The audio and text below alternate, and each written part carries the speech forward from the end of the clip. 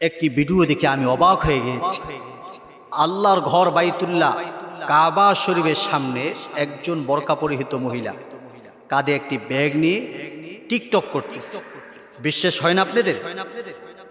বিশ্বাস হয় না? আমি আপনাদেরকে সরাসরি ভিডিওটি দেখাচ্ছি, আমি প্লে করে দেখাচ্ছি আপনাদের।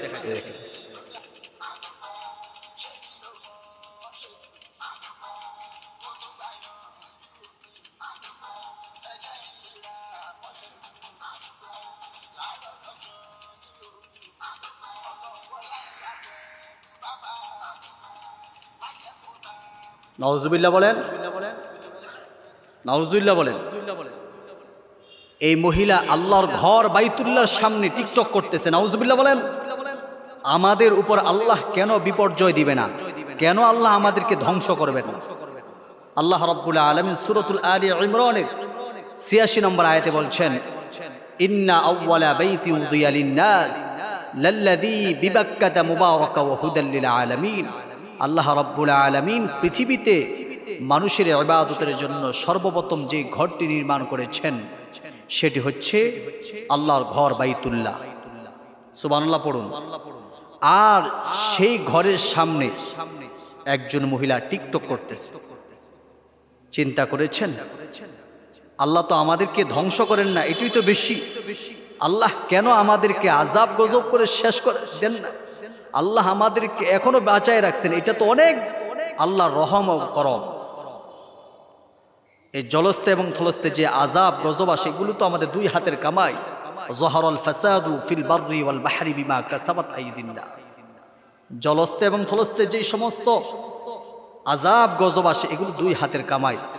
আমাদের সমাজে জিনা বেড়ে গেছে, মদ পান করা বেড়ে গেছে, নেশা করা বেড়ে গেছে। এখন যুব সমাজ আর যুব সমাজ নাই।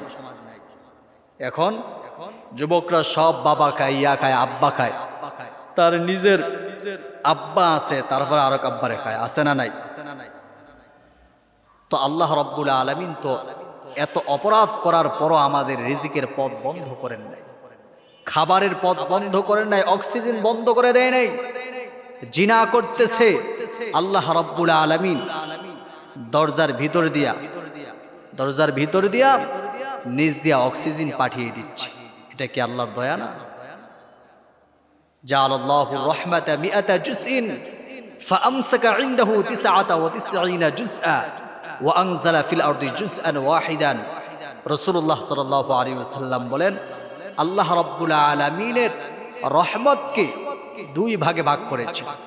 আল্লাহর রহমত ১০০, এটাকে দুই ভাগে ভাগ করেছেন। ৯৯ ভাগ মায়া রহমত আল্লাহর কাছে রেখে দিয়েছেন।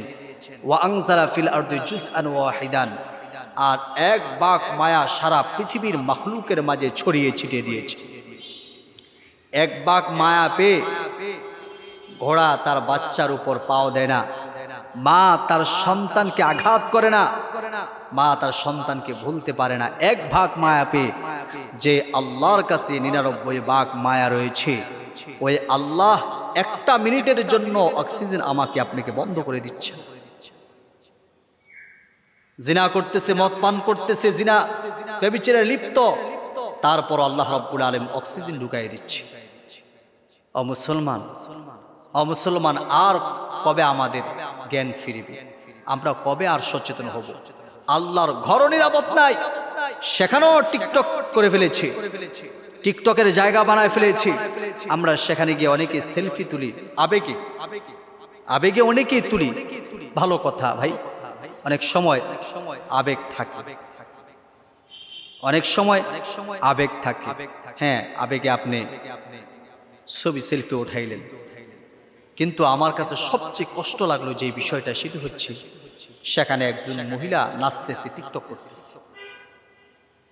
আমরা কোন পর্যায়ে চলে গেছি?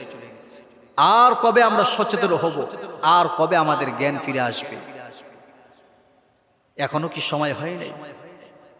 আল্লাহ রাব্বুল আলামিন আমাদের সকলকে এই সমস্ত ফিতনা থেকে হেফাজত করুন, বলুন আমিন।